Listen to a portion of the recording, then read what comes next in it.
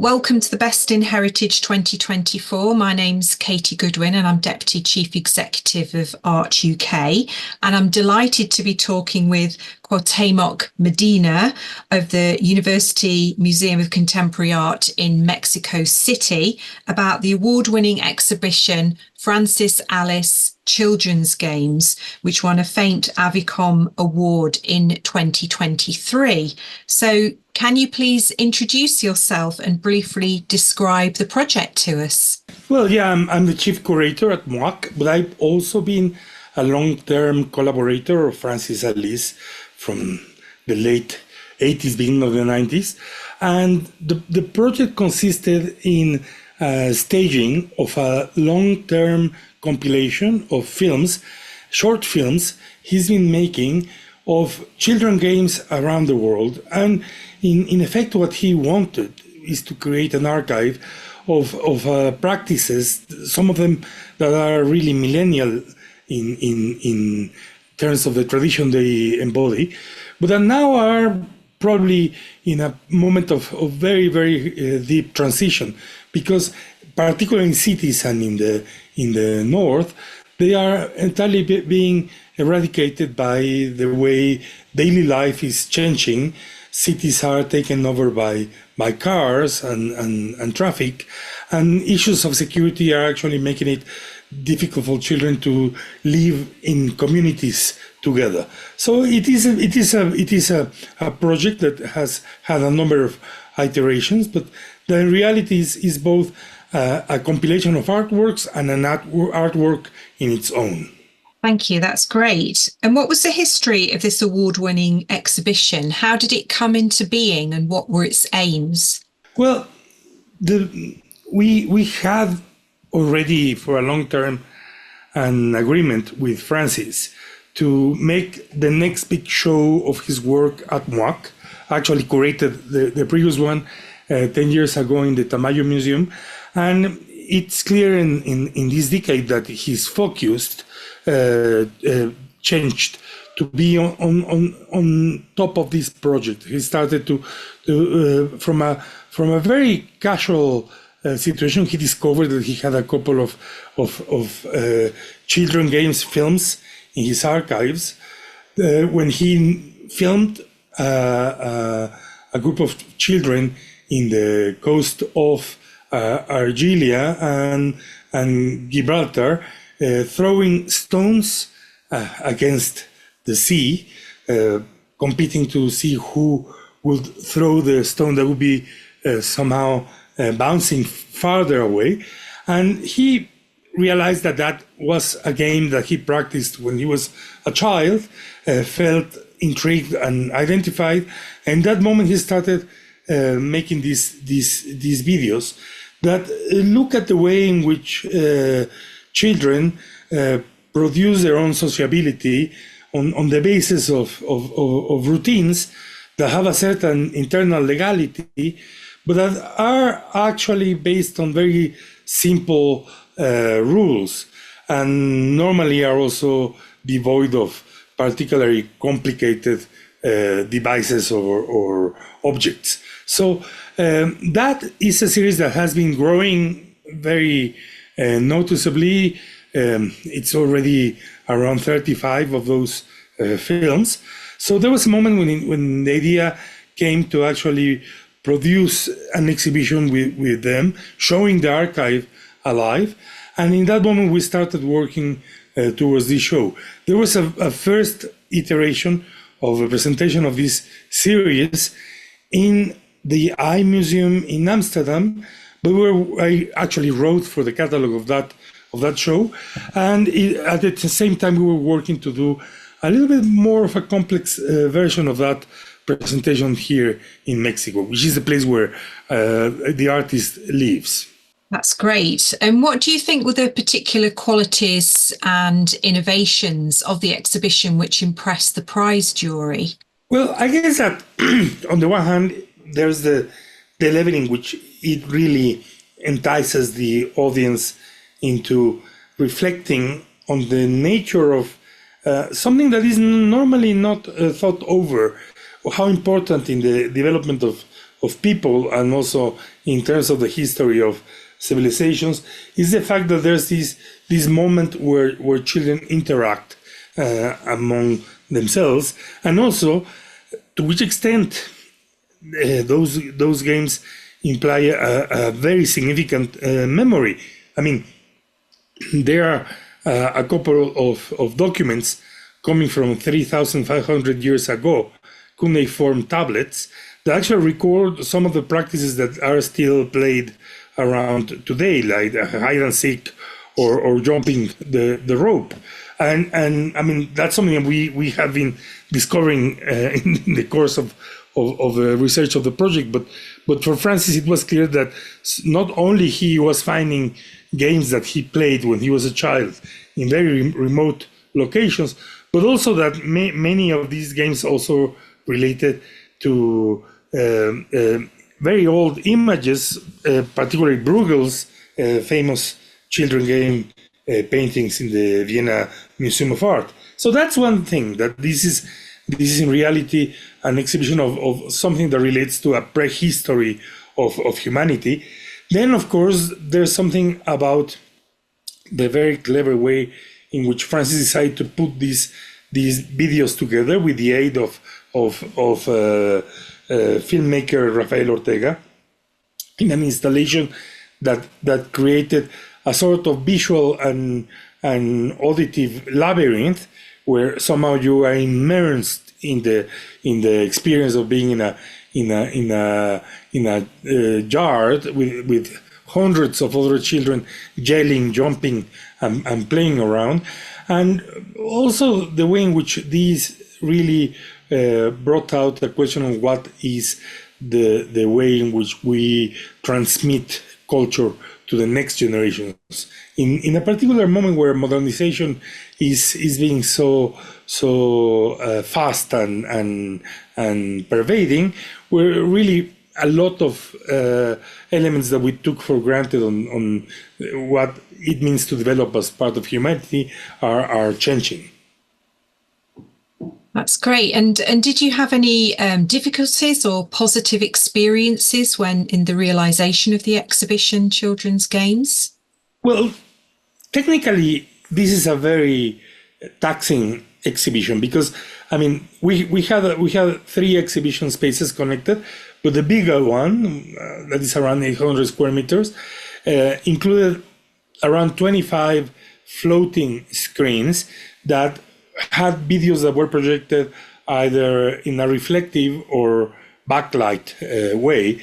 So you need to work a lot to prevent the screens from interrupting each other. Then there's also the issue of how to prevent the audience interfering with the images.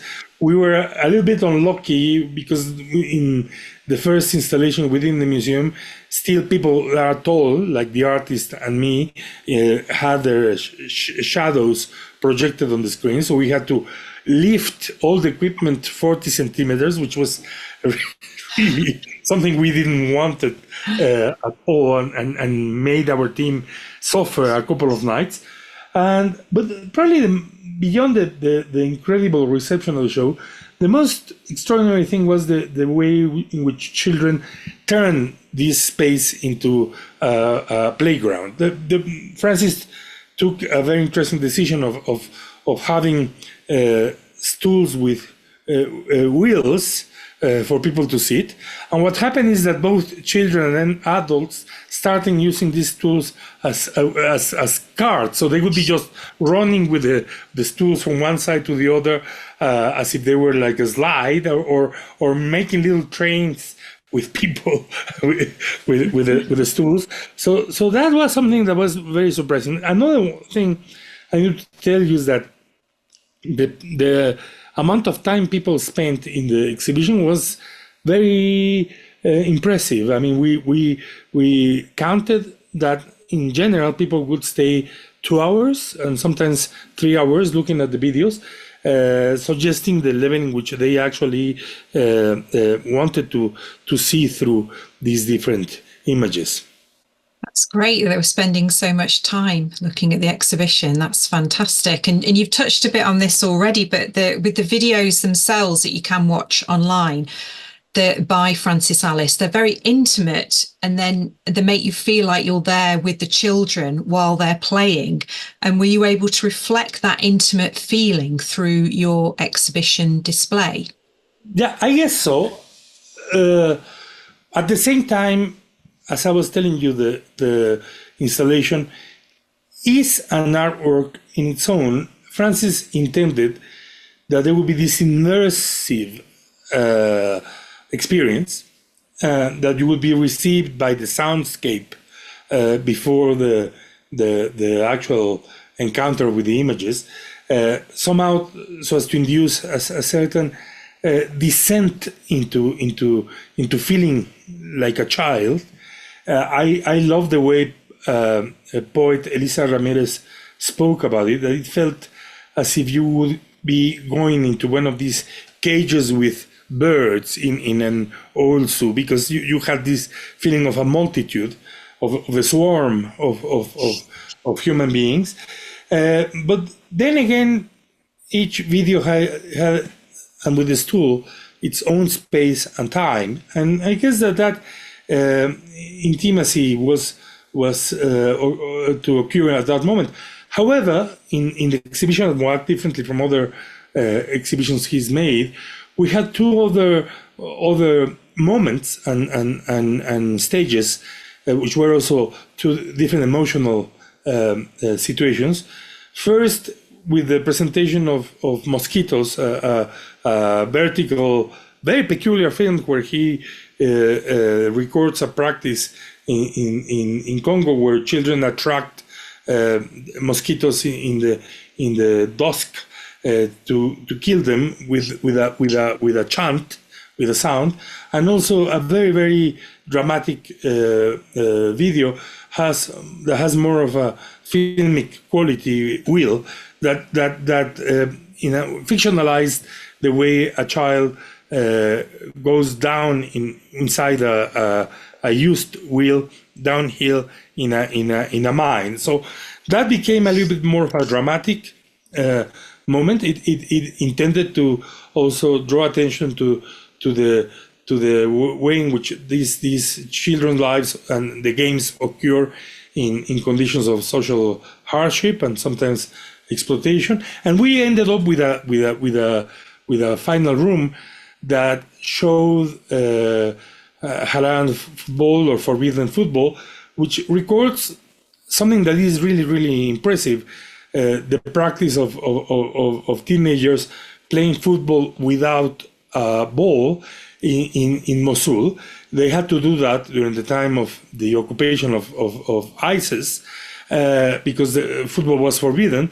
And it was really impressive how they developed the skill to actually compete and play as if they were kicking an imaginary object. So that again was an image that reflected on the brutality that history imposes on childhood. So it provoked probably a sense of distance and reflection of a different kind. So yeah, I mean, we wanted to have that intimacy. We had that seduction of identification, but then the show developed into a different argument. Right. And watching the films, it was interesting to see how the children used their landscape, their place, and the objects around them to create their games. So do you think some children's games are unique to their place? I mean, you've touched on that already with the game you're just describing, the football. So you got any other thoughts on that? There is a very peculiar dialectic here. On the one hand, Francis located games that are played in many locations of the world, opening the question of how is it that they have migrated, or how is it that they have been reinvented. Like, he had a very impressive image of children in a refugee camp in Afghanistan playing Hopshot, which of course is a very important game in the streets of South America and Mexico, although here it is called avión, meaning airplane. So, and the idea that you would find a game that has this kind of symbolic structure where you're ascending into paradise or descending is something that is rather significant in terms of looking at the way similar mythological structures encoded in these games can appear in different cultures. But at the same time, it's important that some of those games were both given a specific local color or were transformed in different locations. And part of the filmic and artistic talent of Francis Alise and his collaborators has to do with precisely making you go around these two different perceptions, that the proximity and the distance, the identification and the cultural difference. But indeed, of course, sometimes the difference is not so much in the landscape, but in the peculiarity of the skills. I mean, the way Hong Kongese girls play with this elastic jumping with them is devilish. I saw that people, especially women, were watching this in awe because they had played this, but they never achieved the level of dexterity that these young girls have in the roofs and the narrow streets of Hong Kong. Yeah, no, absolutely. I can imagine. And yeah, that was the thing I found really interesting, was seeing those games that I played myself in England in the 1970s, like identical games like making sandcastles, a hopscotch, skimming stones, lots of them. And then some were very unique to their environment, like the recent film that he'd made in Ukraine last year. So definitely there's that universality of games, even though people have got very different cultures, different histories, different landscapes and things like that. So really interesting, the films that Francis has been making.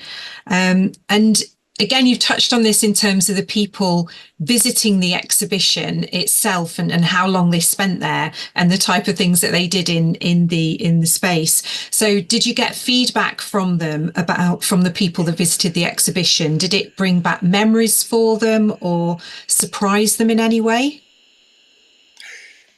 On the one hand, it was interesting to see how adults kept on talking about that. The question of what does it mean that I play this, and are the young children playing it or not?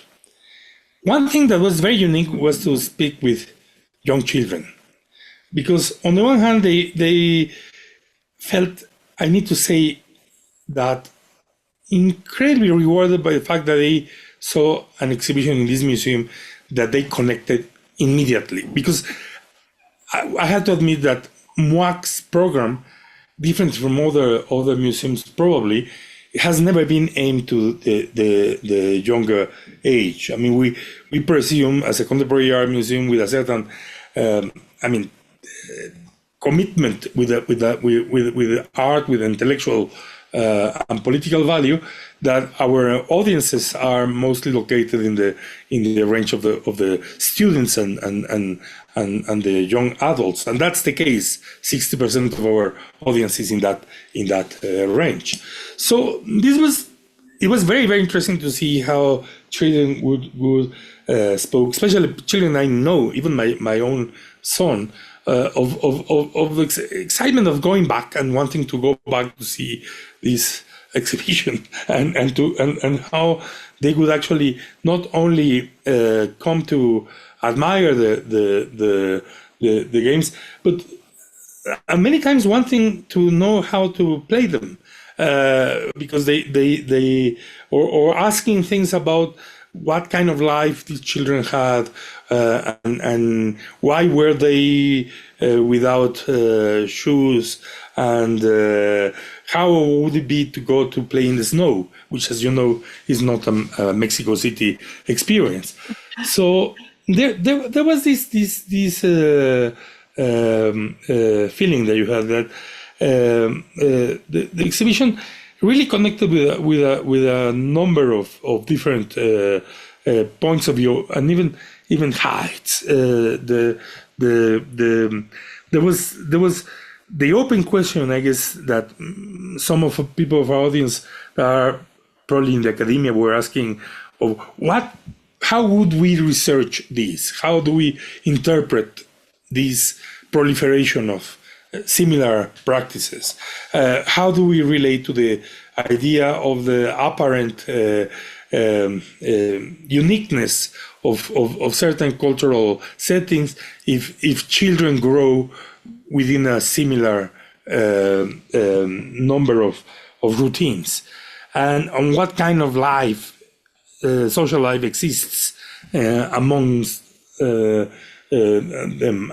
among them. But you also had the feeling that there was a rare occasion of a family cultural situation, because you didn't have a situation where the adults knew and the children didn't, and the adults were instructing children. It felt the other way around. Even when what you had is a solitary elderly person that was trying to learn from his or her own childhood. That's wonderful. That's great. Well, thank you very much indeed for sharing your experiences and the knowledge about this exhibition with us today. It's been great to talk to you. Thanks very much. Same for me, and I cannot express how honored the artist and the museum and myself are of getting this award. Oh, fantastic. Congratulations. Thanks very much. Thank you.